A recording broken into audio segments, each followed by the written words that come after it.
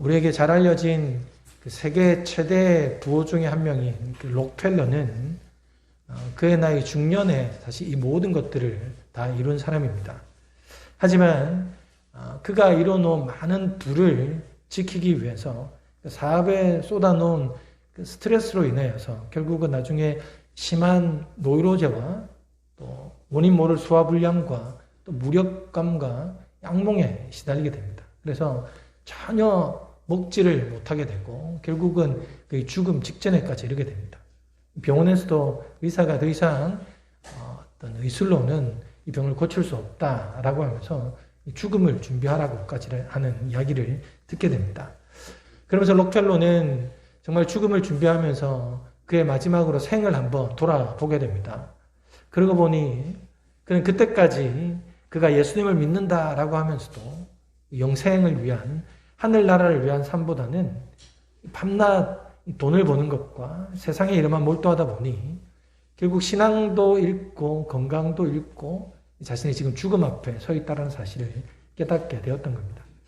그래서 자신의 잘못된 삶을 돌아보면서 하나님 앞에 눈물을 흘리며 통에 자복하고 그 순간부터 새롭게 살아가고자 다짐합니다.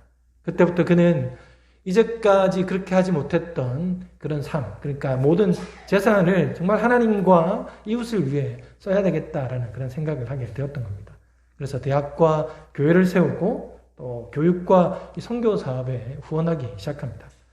이렇게 하나님을 위해 그리고 이웃을 위해 자신의 마음을 비우고 물질을 사용하게 되자 자신도 모르게 자기가 아팠다는 사실도 모르게 계속해서 그 일을 하고 있는 걸 발견하게 되는 겁니다.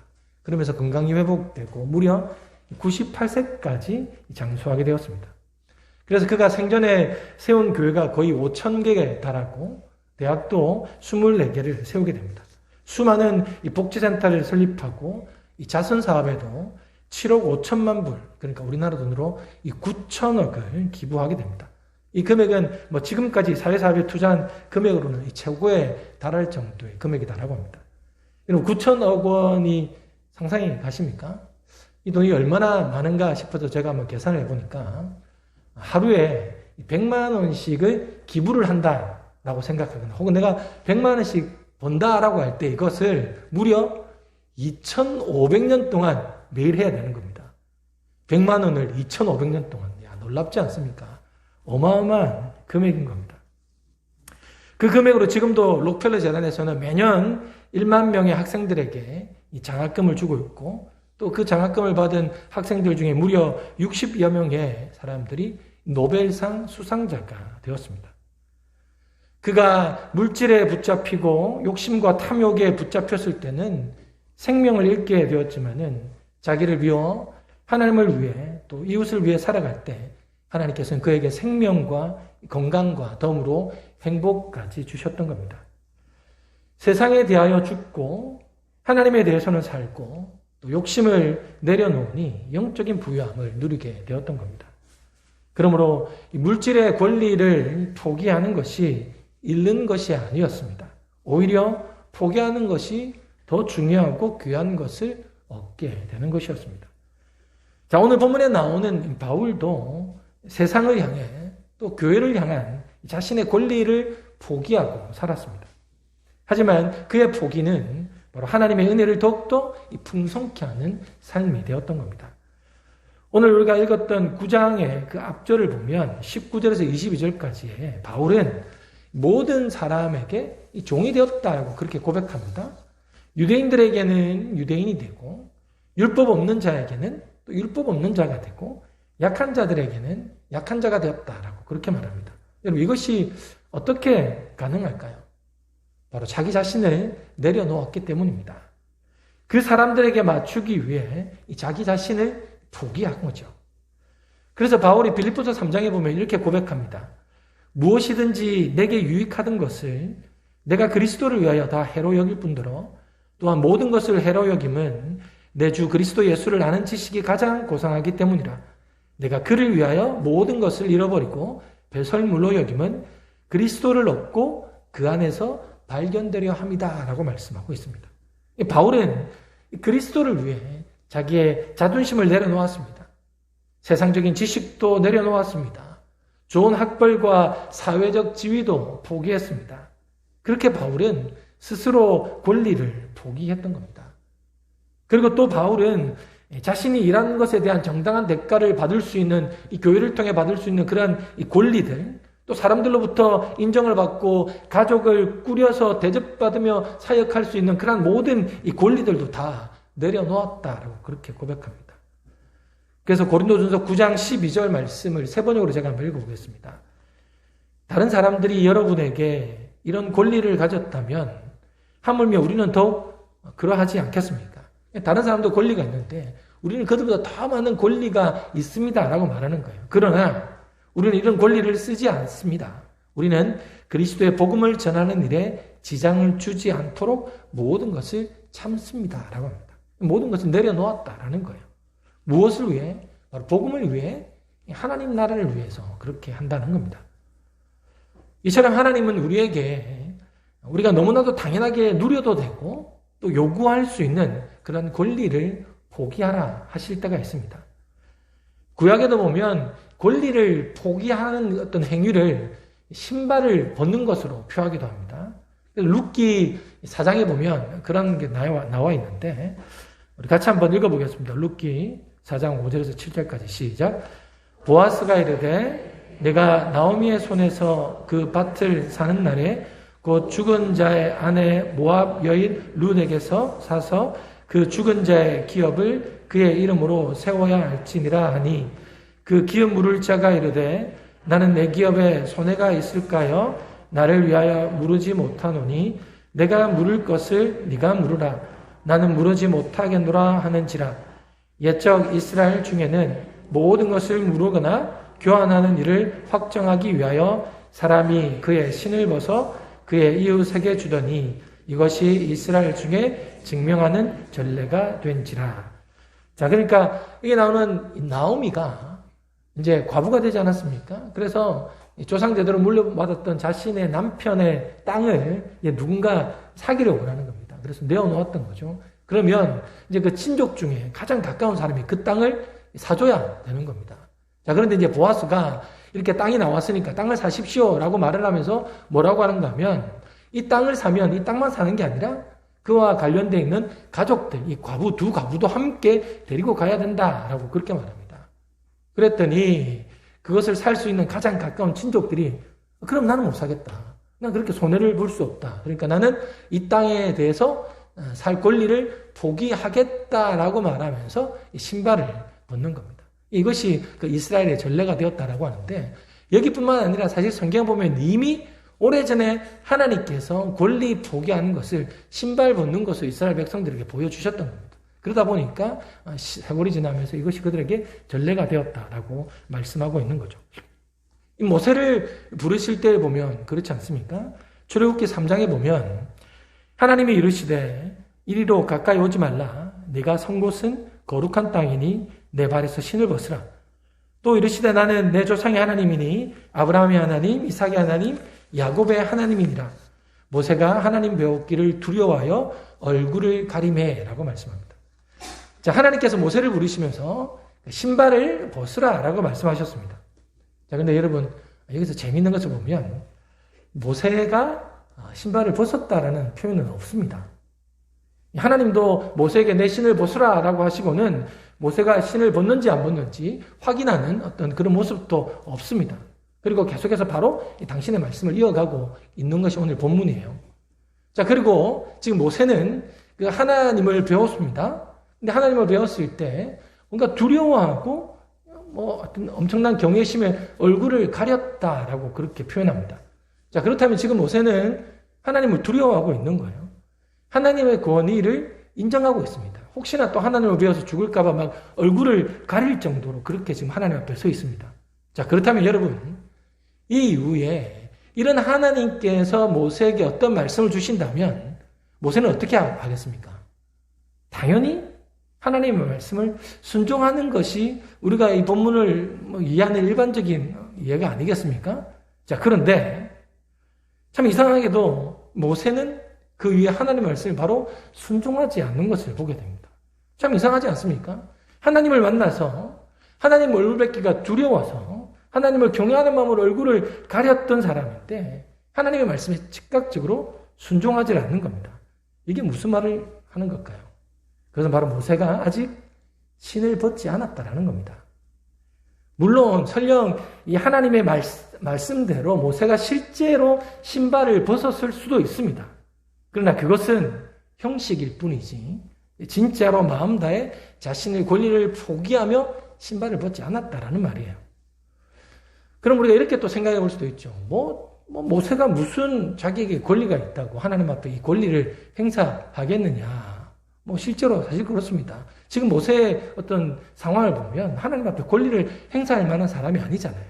애굽에서 살인을 해서 잡혀 죽을까봐 두려워서 도망을 갔습니다. 그리고 저 멀리 미디안 광야 쪽에 들어가서 아무도 모르는 사람들 그 틈에 살다가 누군가 이제 신분을 또 바꿔야 되고 또 보호를 받아야 되니까 장가를 간 거예요. 장가를 가서는 그 장인의 그 양을 40년 동안이나 치던 그런 사람, 그야말로 아주 조용하게 숨어 살았던 사람입니다. 그러니까 그는 그야말로 대박 인생에서 어떤 쪽박 인생을 살게 된 사람이 아닙니까? 이런 사람이 지금 사실 하나님 앞에 무슨 이 권리를 내세우고 행사할 수 있겠습니까? 그런데 참 신기하게도 모세는 하나님 말씀에 토를 달면서 권리를 내세우며 순종하지 않는 모습을 보게 됩니다. 모세가 겉으로는 모든 권리를 포기한 것처럼 신을 벗었을지는 모르지만 실제로 하나님 앞에서 그 내면에 있는 그 권리를 결코 내려놓지 않았던 겁니다. 하나님을 향한 전적인 신뢰가 없으니 하나님을 위해 전적인 포기도 힘들었던 겁니다. 그래서 성경에 보면 출애굽기 3장부터 4장까지 모세가 어떻게 거부하고 있는지를 보여주세요. 3장 11절에 보면 내가 누구이기에 바로에게 갑니까? 하나님 지금 내가 어떤 상황인지 아시지 않습니까? 내가 어떻게 지금 갈 수 있겠습니까? 라는 그런 이야기죠. 출애굽기 4장 1절에 보면 그러나 그들이 나를 믿지 아니하며 내 말을 듣지 아니할 텐데 내가 그들에게 무슨 리더십이 있다고 가겠습니까? 라는 그런 이야기죠. 그리고 4장 10절에 보면 나는 입이 뻣뻣하고 혀가 둔합니다. 나는 그렇게 할 수 없습니다. 그리고 마지막으로 4장 13절에 보면 결국 거절해요. 다른 사람 보내시죠. 보낼 만한 사람 보내십시오. 이런 말들을 보면 정말로 모세가 하나님 앞에 신을 벗으면서 그 하나님을 두려워하여 얼굴을 가렸던 사람이 맞나 싶을 정도로 하나님 앞에 철저하게 거부를 하고 있는 그런 모습을 보게 됩니다. 결국 하나님은 노를 바라지 않습니까? 그때서 결국 모세는 정신을 차리고 하나님의 말씀에 순종합니다. 모세는 당시 내적 갈등이 엄청 많았던 거죠. 두렵기도 하고 자존심이 상하기도 하고 자신에 대한 자존감이 완전 떨어졌기 때문에 그래서 자기는 순종할 수가 없었던 겁니다. 그러나 하나님은 그런 모든 것들마저도 다 포기하고 오로지 하나님께 순종하라라고 말씀하고 있는 겁니다. 내가 가진 어떤 얄팍한 자존심, 마땅히 받아야 할 어떤 인정, 가족에 대한 권리, 하나님의 그 모든 권리마저도 내려놓기를 요구하시는 겁니다. 그렇다면 하나님은 왜 우리에게 그런 권리를 포기하라라고 하시는 걸까요? 그 첫 번째 이유는 우리가 그런 권리를 포기할 때 하나님의 역사를 보기 때문입니다. 고린도후서 12장에 보면 바울도 이렇게 고백하고 있습니다. 나에게 이르시기를 내 은혜가 내게 족하도다. 이는 내 능력이 약한 데서 온전하여 짐이라 하신지라.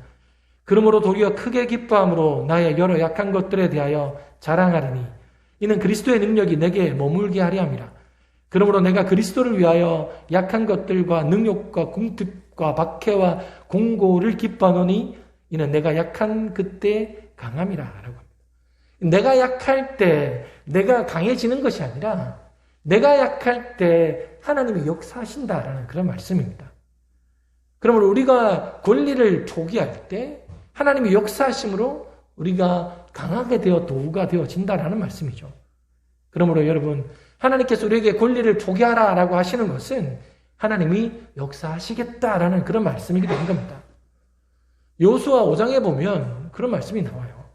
여호수아 5장 13절과 15절에 보면 모세와 다른 여호수아의 반응이 나옵니다. 자, 여호수아가 여리고에 가까이 이르렀을 때 여호와의 군대 대장이 여호수아에게 이르되 내 발에서 신을 벗으라. 내가 선 곳은 거룩하니라 하니 여호수아가 그대로 행하니라. 모세에게는 이런 표현이 없었잖아요. 그죠? 그런데 여호수아는 하나님이 말씀하실 때 바로 즉각적으로 순종을 합니다. 자, 근데 여러분, 이러한 일들이, 이러한 만남이 언제 일어나고 있습니까? 이스라엘 백성들이 요단강을 건넌 후에 첫 번째 만난 엄청난 시련, 그러니까 난공불락의 여리고라는 이 사람들과 전쟁을 해야만 하는 그 순간인 거예요. 뭐 이 사람들이 군인도 아니잖아. 그냥 애굽에서 도망 나와서 막 광야에서 떠돌다가 이제 하나님이 약속하신 그 요단강을 건너서 그 땅 앞을 가려고 하는데 이미 이곳은 8,000년 동안 있는 엄청나게 큰 도시, 군사적인 그런 도시. 그러니까 이스라엘은 이들과 싸워서 전혀 승산이 없는 그런 상황에 하나님께서 여호수아를 부르십니다. 그리고 하시는 말씀이 내 발에 신을 벗으라. 그래서 하나님께서 무엇을 요구하시는 겁니까? 하나님께서 너희들이 모든 권리를 포기하면 바로 내가 너희를 위해 싸우시겠다라는 그런 말씀입니다. 내가 역사하겠다라는 그런 말씀이죠. 결국 여호수아가 하나님 앞에 신을 벗게 되었을 때 하나님께서는 여리고와의 전쟁을 너무나 손쉽게 승리하도록 하셨던 겁니다. 하나님이 역사하셨죠. 자, 그리고 또 하나, 왜 우리가 권리를 포기해야 됩니까? 그래서 바로 하나님이 책임져 주시기 때문입니다. 우리가 권리를 포기함으로 우리는 진정한 하나님 나라의 시민권자가 되는 거예요. 우리 이중 국적을 가진 사람들이 간혹 있습니다. 그런 분들은 성년이 되면 둘 중에 하나를 선택해야 되잖아요. 그죠? 한국인이 되든지 미국인이 되든지. 그러나 어떤 힘의 논리를 보면 대부분 사람들이 미국 시민권을 받으려고 합니다. 왜냐하면 우리가 보아서 알다시피 미국에서는 자기의 시민이, 국민이 한 명이라도 어떤 다른 나라에서 해를 받으면 그들이 가지고 있는 모든 정치적인 어떤 경제적인 군사적인 힘을 동원해서라도 그 한 사람을 구하려 하지 않습니까? 그죠? 그만큼 그 미국의 시민권이라는 것이 힘이 있기 때문이 아니겠습니까? 이처럼 우리가 이 땅의 권리를 포기하면 우리는 하늘나라의 시민권자가 되는 겁니다. 하늘나라의 주인이 누구십니까? 하나님이 아니십니까? 그래서 하나님이 책임져 주신다라는 겁니다. 마태복음 19장 27절에서 29절 말씀입니다. 제가 한번 읽어보겠습니다. 이에 베드로가 대답하여 이르되 보소서 우리가 모든 것을 버리고 주를 따라사온데 그런즉 우리가 무엇을 얻으리이까? 예수께서 이르시되 내가 진실로 너희에게 이르노니 세상이 새롭게 되어 인자가 자기 영광의 보좌에 앉을 때 나를 따르는 너희도 12보좌에 앉아 이스라엘 12지파를 심판하리라. 자, 그러니까 베드로가 그런 거예요. 예수님 말씀대로 내가 모든 걸 버리고 예수님을 따르고 있지 않습니까? 그럼 나는 뭘 얻을 수 있습니까? 라고 했더니 예수님께서 마지막 때 너희들도 나와 함께 이 12보좌에 앉아서 12마을을 다스리게 될 것이다. 이게 열문화에 있는 비유와 같은 맥락이 아니겠습니까? 그렇죠? 마지막 때 하나님께서 이렇게 해주실 것이다라는 거예요. 자, 그리고 29절이 뭡니까?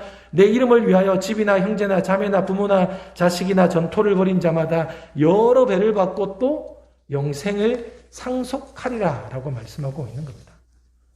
우리의 권리를 포기하면 하나님이 책임지는 인생이 되고 하늘의 상급이 크다라고 말씀합니다. 그래서 여러 배를 받고 영원한 상속을 받을 것이다 라고 말씀하고 있는 겁니다. 그러니 여러분, 우리가 그런 하나님께 이 권리를 포기하는 것이 어쩌면 너무나 마땅한 일이 아니겠습니까? 이 찰스 웨이글이라는 사람이 있었는데 이 사람이 1871년도에 미국의 인디애나주에서 독일계 이민 가정에 태어납니다. 뭐 알다시피 미국이라는 나라가 생길 때는 여러 유럽에서 많은 나라들이 이민을 와서 그렇게 세워진 나라가 아닙니까? 그때 독일계 사람들도 참 많았던 거예요. 자, 그 중에 이제 독일계 이민 가정에서 12명의 아들 중에 7번째 아들로 태어난 사람이 찰스 웨이글입니다. 근데 이 사람이 12살 때 이 감리교회 부흥회를 갔다가 그곳에서 은혜를 체험합니다. 하나님을 만나면서 내가 평생 정말 하나님을 위해서 찬양하고 돌아다니면서 복음을 전하는 이 순회 전도자가 되겠습니다라는 결단을 내립니다. 그때는 그런 사람들이 얼마나 많았습니까? 우리가 잘 아는 무디도 뭐 그런 사람이잖아요. 그래서 그가 결혼했어도 계속해서 그 일들을 계속합니다. 그래서 돌아다니는 곳에서 찬양을 드리고 복음을 전하며 순회 전도자의 삶을 살아가고 있는데 그의 와이프는 그것을 별로 탐탁지 않게 생각합니다. 늘 불평하고 집을 비우는 그 남편에게서 만족을 찾지 못하는 거예요. 그러다가 결국 이 부인은 남편을 저주하고 딸을 데리고는 가출해버리고 맙니다.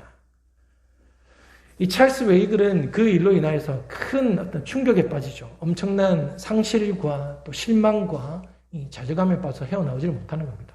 왜냐하면 내가 하나님을 위해서 이렇게 열심히 살았는데 이 삶의 결과가 이것입니까? 라는 어떤 그 상실로 인하여서 결국 그렇게 본민하다가 혼자 이 바닷가로 가게 됩니다. 그리고 그 바닷가에서 높은 이 암벽에 올라가서 내가 생을 마감해야 되겠다라고 생각을 합니다. 근데 죽으려고 하는 그 순간에 너무나도 선명하게 너무나도 큰 음성이 들리는 거예요. 그것은 바로 하나님께서 그에게 이런 마음을 주십니다. 내가 지금까지 너를 사랑하고 이곳까지 돌보아 왔는데 내가 네 앞날을 지켜주지 못하겠느냐라는 그 마음을 듣게 된 거죠. 찰스 웨이글은 그때 크게 깨닫고 이렇게 고백합니다. 그렇습니다, 주님. 주님께서 나를 사랑하시고 지금까지 지켜주셨는데 앞으로도 지켜주시겠죠. 그러니 이제 나는 더욱더 주님만을 위해 살아가겠습니다. 라고 눈물로 회개하며 찬양했던 그 찬송가가 오늘 우리가 불렀던 찬송가 325장입니다. 예수가 함께 계시니 시험이 오나 겁없네. 기쁨의 근원 되시는 예수를 위해 삽시다. 이 세상 사는 동안에 주 이름 전파하면서 무한한 복락 주시는 예수를 위해 삽시다. 이 찰스 웨이글이 바로 죽음 앞에서 다시 하나님을 만나면서 그렇습니다, 하나님. 내 남은 인생도 예수 그리스도를 위해 살아가겠습니다. 라고 결단한 찬송입니다. 찰스 웨이글은 세상이 나를 버려도 하나님은 자신을 버리지 않음을 깨달았습니다. 지금까지 나를 인도하셨기에 앞으로도 내 생각보다 더 선하게 인도하실 것을 믿었습니다. 그래서 더욱더 하나님을 위해 살아가고자 한 것입니다. 여러분, 우리도 마찬가지입니다. 우리가 복음을 위해 하나님 나라를 위해서 우리의 권리를 포기할 때 하나님이 우리를 책임져 주시는 인생을 우리는 경험하게 될 것입니다. 자, 그러면 여러분, 우리가 과연 권리를 포기한다는 것은 어떤 의미입니까? 저는 이것은 바로 하나님의 주권을 우리가 인정하는 것이다 라고 믿습니다. 그러니까 하나님을 제대로 내 인생의 주인으로 모시는 거예요. 그게 바로 권리를 포기하는 행위입니다. 그러나 우리가 주인으로 모시지 않을 때는 하나님이 우리의 인생을 책임져 주시는 은혜도 이 삶의 변화도 있을 수 없습니다. 여러분, 우리가 신앙생활 하면서 참 많이 고민하는 것 중에 하나, 저도 마찬가지인데, 신앙생활을 10년, 20년, 30년 혹은 평생을 하면서도 어떻게 우리의 삶이 잘 변하지 않을까라는 그런 고민들 해보지 않습니까? 나는 변했다 하더라도 주변에도 보면 교회 다닌다고 하는 사람들이 어떻게 저렇게 살까라는 그런 고민들을 해보지 않습니까? 이 삶의 변화라는 것은 결국 나의 변화로부터 시작되는 거잖아요. 그죠? 내가 변해야지 결국 우리의 삶도 변화되는 거 아닙니까? 근데 왜 우리의 삶이 변화되지 않느냐면 내가 여전히 그 삶의 주인인 거예요. 주인이 바뀌지 않는데 가게가 바뀔 수 있겠습니까? 그냥 해오던 삶 그대로 살아가는 거예요. 마찬가지로 내가 내 인생의 늘 주인이 되었으니까 내 삶이 하나님이 원하시는 모습으로 바뀌어지지가 않는다라는 겁니다. 내가 주인이니 주인 되어 살아왔던 그대로 살고자 하는 게 우리의 마음이 아닙니까? 그런데 성경은 하나님의 말씀은 살아있고 능력이 있다라고 하십니다. 그 말씀은 뭡니까? 말씀이 우리의 인생을 바꾸는 겁니다. 그런데 우리는 말씀을 아무리 들어도 삶이 변화되지 않는다면 말씀에 능력이 없는 겁니까? 아닙니다. 결국은 내가 말씀을 들으려 하지 않는 것이고 그냥 말씀을 단지 듣기 좋은 말 정도로 생각하는 거예요. 순간적인 어떤 감정적인 감동에만 그치는 겁니다. 하나님이 주시는 그 은혜를 감정으로만 받아들이는 거죠. 그래서 바울도 고린도전서 오늘 본문 27절에 보면 이렇게 고백하는 거예요. 우리 같이 한번 읽어보겠습니다. 시작. 내가 내 몸을 쳐 복종하게 함은 내가 남에게 전파한 후에 자신이 도리어 버림을 당할까 두려워함이니라.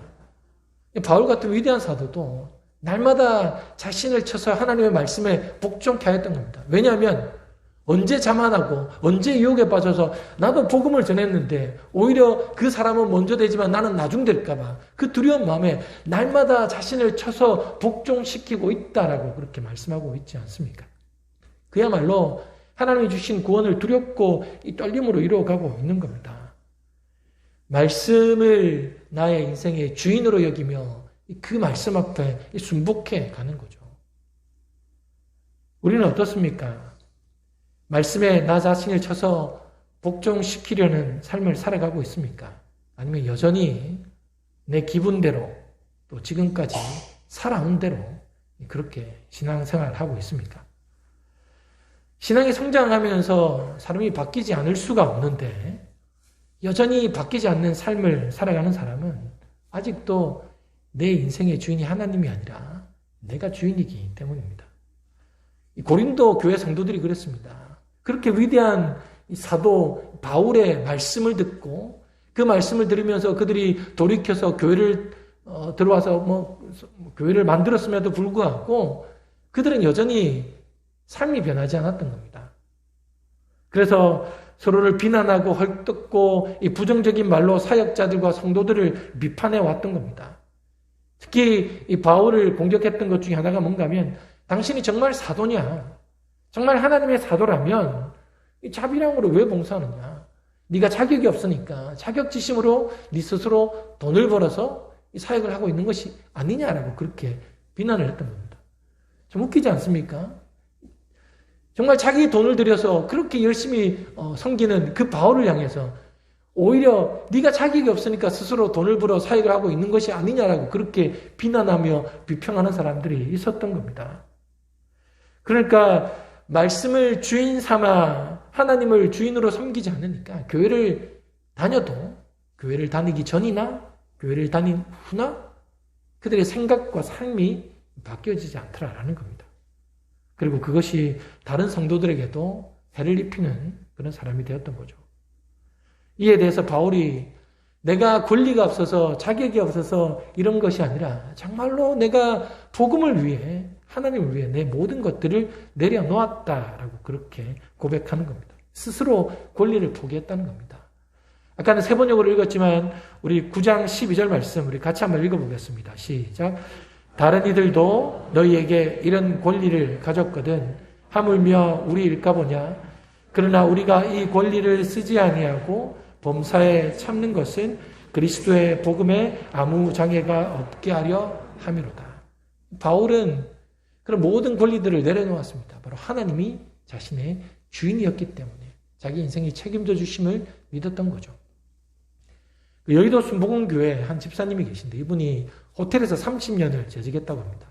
근데 이제 은퇴하기 얼마 전에 이제 그 호텔에 이사로 승진을 하게 됩니다.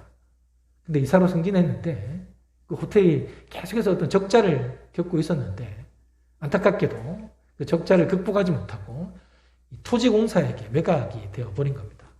이분이 이제 이사가 되자마자 바로 실직자가 된 거죠. 근데 한 2개월 후에 이 토지공사로부터 연락이 온 겁니다. 한 가지 제안을 받게 되는데 어떤 제안인가 하면 그 호텔 지분의 절반을 줄 테니까 다른 어떤 후원도 없는 조건으로 이 파산된 이 호텔을 다시 한 번 더 운영해보지 않겠느냐라는 겁니다. 너무 어려운 조건인 거예요. 만년 적자에 또 후원도 없는 호텔을 경영할 자신이 없었지만은 그래도 그가 이 하나님께 맡기면 한번 해봐야 되겠다라는 마음이 생긴 거예요. 그래서 이렇게 기도합니다. 하나님, 이 호텔은 내 것이 아니고 하나님의 것입니다.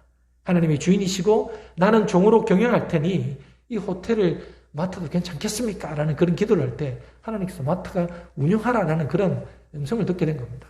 그런 확신을 갖고 이제 2개월 동안 문을 닫았던 그 호텔에 일찍 가서 매일 청소하고 정비합니다. 그리고 직원들도 다시 모읍니다. 그리고 기도실도 만들고 직원들과 함께 기도를 합니다. 그런데도 호텔 경영은 적자에서 헤어나오지 못하는 거예요. 그래서 그 집사님은 지금 하나님께서 우리에게 더 원하시는 것이 있나 보다. 그러면서 직원들을 독려하면서 우리가 더 기도하자.